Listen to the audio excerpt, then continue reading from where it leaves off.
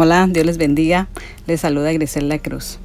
El tema que hoy les voy a compartir se titula Edificando las ruinas. Siempre me gusta iniciar con una oración breve. Oremos. Señor amado, te damos gracias por un día más de vida, Señor. En este momento ponemos este mensaje en tus manos, Señor. Te pedimos prepares nuestra mente y nuestro corazón para recibir eficazmente tu palabra. En el nombre de tu amado Hijo Jesucristo. Amén. En Isaías 58, Dios nos da una promesa de restauración y bendición para su pueblo que le obedece. Y los tuyos edificarán las ruinas antiguas. Los cimientos de generación y generación levantarás. Y serás llamado reparador de portillos, restaurador de calzadas para habitar. Dios me ha hablado una palabra con el fin de que edifiquemos las ruinas y volvamos a levantar los muros derrumbados. En el Antiguo Testamento, Nehemías fue utilizado por el Señor para edificar Jerusalén que había sido destruida. Él tenía una posición segura sirviendo de copero al rey. No tenía necesidad de complicarse la vida dejando la seguridad de un buen trabajo con sus garantías para edificar los muros de una ciudad casi destruida. Pero el Espíritu Santo utilizó a Ananí y unos hermanos de Judá que le hicieron conocer el estado deplorable de Jerusalén y el peligro que corrían los habitantes sin protección. Y me dijeron: el remanente, los que quedaron de la cautividad allí en la provincia, están en gran mal y afrenta, y el muro de Jerusalén derribado y sus puertas quemadas a fuego. Y esto lo podemos ver en Nehemías 1:3. Al conocer la situación de su pueblo y de la casa de Dios, fue muy afectado y lloró y se puso a orar y ayunar. No se quedó indiferente ante las circunstancias que amenazaban a su pueblo.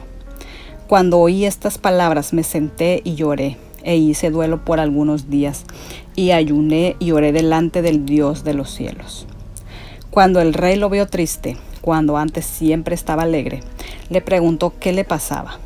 Al compartir con el rey su carga, el rey le dio autoridad para pasar por territorio enemigo y todas las provisiones necesarias para reconstruir los muros de la santa ciudad.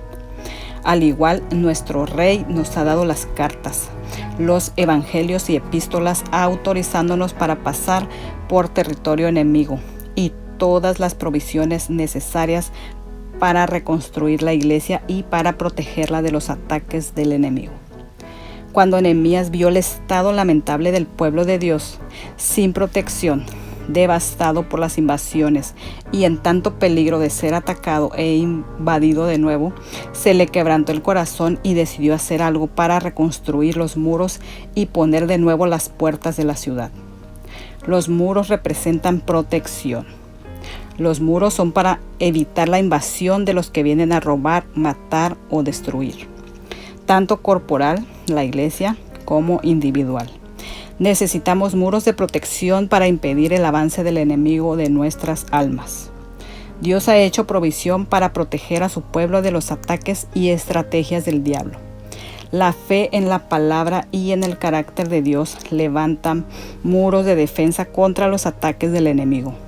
Somos protegidos mediante la fe en el Señor por el conocimiento de aquel que nos ha dado preciosas y grandes promesas, por medio de las cuales nos ha dado preciosas y grandísimas promesas, para que por ellas llegaseis a ser participantes de la naturaleza divina, habiendo huido de la corrupción que hay en el mundo a causa de la concupiscencia. Segunda de Pedro 2:14. No se puede edificar algo que nos protege de los ataques del enemigo sin confianza en Dios y en su palabra. La oración, la lectura de la palabra y la confesión de nuestra fe edifican un muro impenetrable. Somos protegidos de los dardos de fuego por fe, y esa fe depende de nuestra comunión con Dios y del amor a su palabra.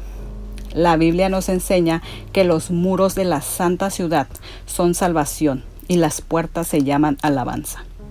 Nunca más se oirá en tu tierra violencia, destrucción ni quebrantamiento en tu territorio, sino que a tus muros llamarás salvación y a tus puertas alabanza.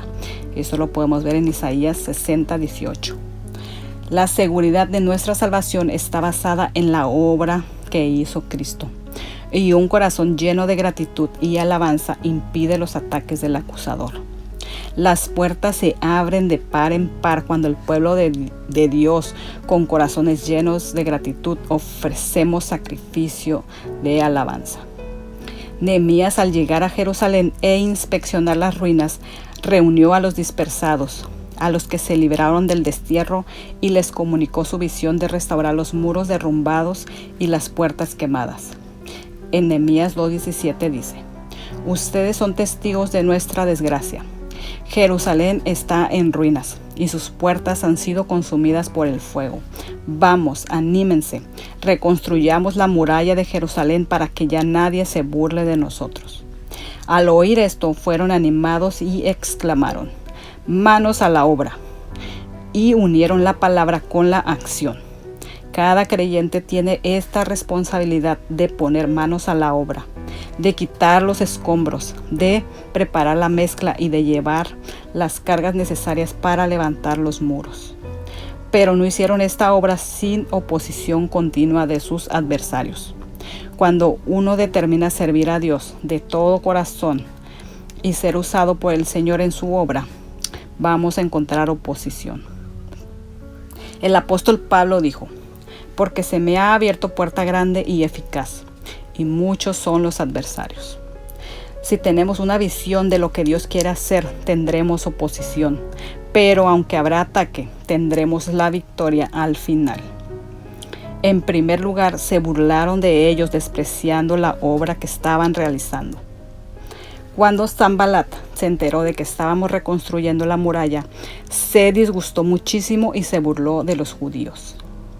Ante sus compañeros y el ejército de Samaria dijo: ¿qué están haciendo estos miserables judíos? ¿Creen que se les va a dejar que reconstruyan y que vuelvan a ofrecer sacrificios? ¿Piensan acaso terminar en un solo día? ¿Cómo creen que de esas piedras quemadas, de esos escombros, van a hacer algo nuevo? Y esto lo podemos ver en Nehemías 4 del 1 al 2. Sanbalat, Tobías y Gesem el árabe tienen muchos descendientes. El diablo quiere desanimarnos insinuando que lo que estamos haciendo para el Señor no tiene valor, que no va a durar. Siempre habrá gente que quiera opinar sobre lo que hacemos. Ellos mismos no nos ayudan ni hacen nada, pero se ponen como jueces para juzgar lo que hacemos. Nehemías les contestó: yo les respondí: el Dios del cielo nos dará éxito. Por tanto, nosotros sus siervos nos levantaremos y edificaremos, pero ustedes no tienen parte ni derecho ni memorial en Jerusalén. De nuevo volvieron a burlarse de la obra de reconstrucción. Y Tobías el amonita, que estaba junto a él, añadió: hasta una zorra, si se sube a ese montón de piedras, lo echa abajo. El pueblo tenía ganas de trabajar y unidos se esforzaron. Desde temprano por la mañana hasta el anochecer trabajaron en la obra. Todas estas experiencias son lecciones espirituales para nosotros. Además de trabajar para el Señor, debemos trabajar unidos. Una necesidad urgente para levantar los muros es trabajar en unidad. Aunque cada uno trabajaba por separado, estaban unidos con un solo propósito, con un mismo sentir y un corazón. Y además, alguien estaba encargado de tocar trompeta cuando hubiera peligro, para que los demás vinieran a su defensa. Cuando el enemigo consigue dividir al pueblo de Dios, deja fisuras en la protección. Una casa dividida no puede permanecer. Debemos a toda costa guardar la unidad del espíritu en el vínculo de la paz. Sanbalat y compañía no se contentaron con despreciar lo que los judíos estaban haciendo, sino que continuaron sin tregua, intento tras intento, para defender la obra e infundir temor. Otro de sus ataques tomó forma de chisme y calumnia. Los chismes y calumnias son otro método que utiliza el diablo para desanimar al creyente que se dispone a trabajar en serio. Comenzaron a decir: Corre el rumor entre la gente y Gesem lo asegura de que tú y los judíos están construyendo la muralla porque tienen planes de rebelarse. Según tal rumor, tú pretendes ser rey. Y esto lo podemos ver en Nehemías 6:6. El desánimo de los escombros. Y dijo Judá: las fuerzas de los acarreadores se han debilitado y el escombro es mucho, y no podemos edificar el muro. Por si esto no fuera suficiente, el pueblo por fin se desanimó por los escombros que tenían que quitar antes de poder edificar. Tomemos nota que los trabajadores se cansaban y se sentían frustrados por la cantidad de escombro. Los escombros dificultaban la labor y les impedían encontrar las piedras. La definición de escombro es conjunto de desechos de una obra, de un edificio derribado, lodo, tierra, barro o polvo. ¿Qué sentido tienen los escombros para nosotros? A mi entender, los escombros del antiguo muro representan las desilusiones y todo lo que dificulta hacer la obra de Dios con ánimo. Si comenzamos a mirar, por ejemplo, a la cantidad de gente que se vuelve atrás, los de carácter enfermizo y débil, los que traicionan y los que son desagradecidos, seguramente vamos a desanimarnos. Los escombros también son los sueños e ilusiones que tuvimos pero que no se realizaron. Los 2 discípulos que iban en el camino de regreso a Emaús estaban desorientados y desilusionados. Lo que esperaban no aconteció. Todas sus esperanzas en un Cristo Rey, un libertador, fracasó con su muerte. Dijeron: nosotros esperábamos que Él era el que había de redimir a Israel. Es el desánimo que resulta cuando lo que se espera no acontece. La esperanza que demora enferma el alma. La vida conlleva desilusiones. No podemos proteger nuestras almas con presunciones y pretensiones. Tenemos que agarrarnos a lo que tenemos: el amor de Dios, su palabra y la seguridad de la salvación. Cristo en nosotros la esperanza de gloria. Obedeciendo las palabras de Cristo, edifiquemos sobre algo sólido y las inundaciones y vientos que vienen no podrán destruir nuestra fe. Solo podremos edificar sobre la roca que es nuestro Señor Jesucristo. Cada verdad que hemos creído y puesto por obra en nuestra vida es asentar una piedra en el muro que nos defiende del engaño de Satanás y nos establece en la fe. Por tanto, cualquiera que oye estas palabras mías y las pone en práctica será semejante a un hombre sabio que edificó su casa sobre la roca. Mateo 7:24. Una de las piedras en ese muro es el dominio propio. El que sabe controlar su espíritu es más seguro que los muros de una ciudad. Como ciudad derribada y sin muro es el hombre cuyo espíritu no tiene rienda. Proverbios 25:28. Cada palabra de Cristo puesta por obra nos protege de las influencias mundanas y malignas. La luz nos separa de las tinieblas, la verdad nos separa del engaño. El que cree la verdad vive la vida cristiana separado del mundo por ese muro de revelación que lo protege de las mentiras y del padre de mentira, el enemigo. Utilizando a los mismos judíos creyentes, trató que desistiesen infundiéndoles temor. Algunos de los judíos que vivían cerca de ellos venían constantemente y nos advertían: los van a atacar por todos lados.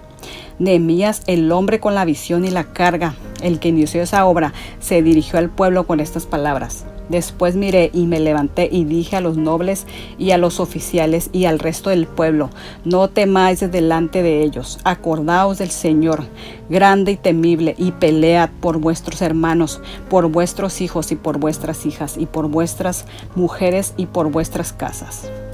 La intimidación es algo muy actual que tiene a la iglesia a la defensiva y a veces nos acobardamos ante las acechanzas del mundo. Debemos reconocer que el temor que viene como consecuencia de la intimidación es un espíritu maligno y que solamente se puede vencer por el poder del Espíritu Santo. Sin el poder de Dios no podemos hacer frente a las fuerzas diabólicas ni a las amenazas del mundo incrédulo. En 2 de Timoteo 1:7 nos dice: porque no nos ha dado Dios espíritu de cobardía, sino de poder, de amor y de dominio propio. Los discípulos fueron intimidados antes del día de Pentecostés y estaban encerrados detrás de las puertas por temor a las autoridades. Pero después de su llenura e investidura de poder de lo alto, en Pentecostés, estos hombres débiles se enfrentaron a todas las autoridades sin temor alguno. El pequeño grupo de creyentes, 120 en total, que salieron del aposento alto llenos del Espíritu, cambiaron la historia de la civilización e hicieron titubear al Imperio Romano.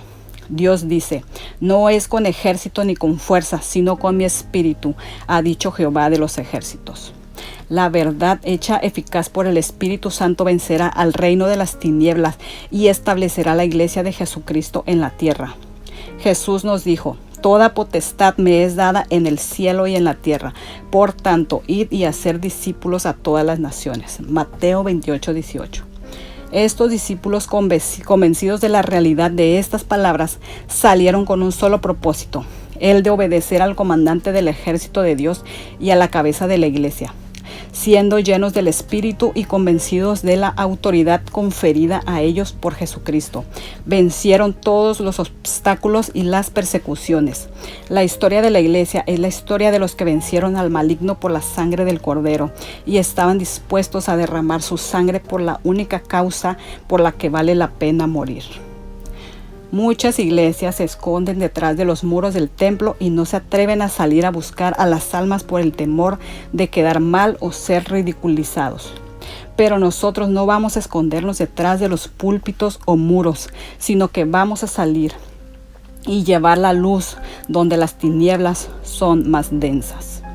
En Nehemías 4:15, Nehemías dijo: y cuando oyeron nuestros enemigos que lo habíamos entendido y que Dios había desbaratado el consejo de ellos, nos volvimos todos al muro, cada uno a su tarea. Conociendo las estrategias de los enemigos, cesaron por un tiempo los ataques y cada uno volvió a su trabajo. Además de reconstruir los muros, había mucha injusticia entre el pueblo. Había gente muy necesitada a la que le faltaban provisiones. Otros seguían teniendo esclavizados a sus propios hermanos judíos y no les libraban de sus deudas como la ley de Moisés requería en el 7º año. Y había quienes decían: hemos empeñado nuestras tierras, nuestras viñas y nuestras casas para comprar grano a causa del hambre. Y había quienes decían: hemos tomado prestado dinero para el tributo del rey sobre nuestras tierras y viñas.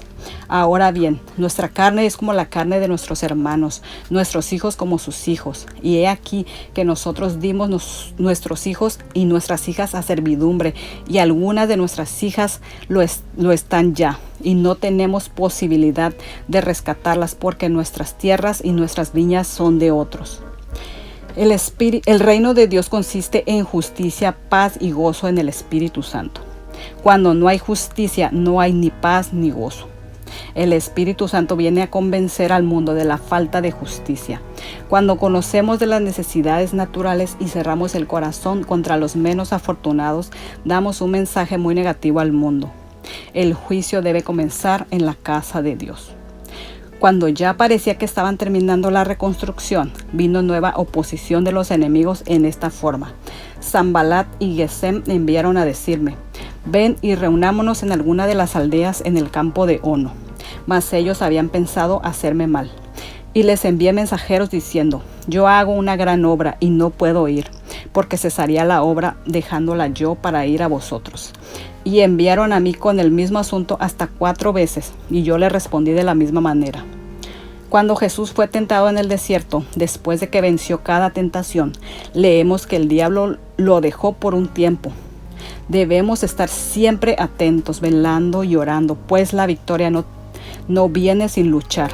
Jesús puso su rostro como pedernal para ir a Jerusalén y no dejó que nada le desviara de su misión, aun cuando Pedro le dijo que salvase su vida.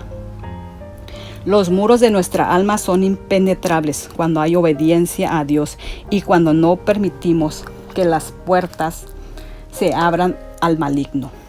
El Espíritu Santo es el portero que abre al buen pastor, pero nos avisa cuando viene el lobo para robar y matar. La Biblia dice que nuestro adversario, como león rugiente, busca a quien devorar, el cual resistid firmes en la fe. Tenemos además un enemigo dentro de la ciudad que quiere traicionarnos y ponernos en contra de nuestro rey. Y ese es el deseo de la carne que lucha contra el espíritu del hombre. Por eso es tan necesario hacer morir los deseos carnales y fortalecer el espíritu orando en el espíritu para que así podamos resistir en el día malo. Hasta el final de nuestros días, el ladrón, Satanás, pretende robarnos la fe, quitarnos la confianza en Dios y desviarnos de nuestra meta. Tenemos que guardar el tesoro que Dios nos ha dado, la certeza de la salvación con toda diligencia, pues somos partícipes de Cristo con tal que retengamos firmes hasta el fin nuestra confianza del principio. Además de los muros que nos protegen, necesitamos ponernos toda la armadura de Dios y así resistir hasta la muerte las invasiones de afuera. Una de las maneras que un ejército enemigo intenta conquistar una ciudad amurallada que tiene un buen ejército dentro es sitiarla poniendo baluartes alrededor para impedir la entrada de agua y comida hasta que sus habitantes se debilitan y se rinden. De igual manera, el enemigo de nuestra alma intenta cortar nuestro sustento de comida espiritual, de agua de vida, tratando de debilitar nuestra resistencia hasta que nos rindamos a la desesperación, el desánimo, la tristeza y nos quedemos sin fuerza para resistir más. Gracias a Dios que tenemos un pozo dentro, las aguas de vida y el maná del cielo, que debemos recoger todos los días y no depender solo de la comida que viene de afuera para subsistir, comiendo diariamente del pan de vida, bebiendo de la fuente inagotable del Espíritu y teniendo las puertas cerradas con el candado de la fe, podemos resistir hasta que nuestro capitán nos venga a rescatar y nos lleve con él. En conclusión, Dios promete que seremos llamados reparadores de muros derribados y restauradores de calles transitables. Es nuestra tarea y nuestra obligación poner de nuevo los cimientos doctrinales de la iglesia, sanar a los quebrantados de corazón que han sido inundados por el enemigo por traumas, por una infancia insana o por maltratos. Volver a edificar los muros de la seguridad de la salvación, adoctrinando a la gente con la palabra para que el acusador de los hermanos no les haga tambalear en su fe y caer. Llevar siempre la espada del Espíritu, la palabra de Dios, ceñidos mientras trabajamos, siempre listos para dar respuestas a los que quieren saber de nuestra fe. Procurar la unidad del Espíritu en el vínculo de la paz. Asegurar que hagamos justicia y que en la iglesia no permitamos la levadura que infecta toda la masa. Un día Satanás será encadenado y no podrá acusarnos ni afligirnos, pero aún no ha llegado ese día. Un día nuestra labor habrá terminado y podremos descansar, pero aún no. Un día le veremos cara a cara y todos nuestros interrogantes serán contestados. Un día le veremos como es Él y seremos transformados a su imagen y semejanza. Un día no habrá más dolor, ni lágrimas, ni tristeza. Y la guerra terminará y la carrera de la fe acabará, pero aún no. Aún hay mucho trabajo que hacer. Ahora vemos por un espejo oscuro y andamos por la fe. Ahora permanecen la fe, la esperanza y el amor. Con el amor de Dios en nuestro corazón podemos vencer todos los ataques del maligno sin que nos haga daño. Aguardemos esa bendita esperanza, levantando los muros piedra por piedra y cerrando cada fisura donde el enemigo puede infiltrarse. Jesús dijo en Apocalipsis 2:10, sé fiel hasta la muerte y yo te daré la corona de la vida. Que la gracia de Dios sea con vosotros. Que Dios les bendiga. Hasta la próxima.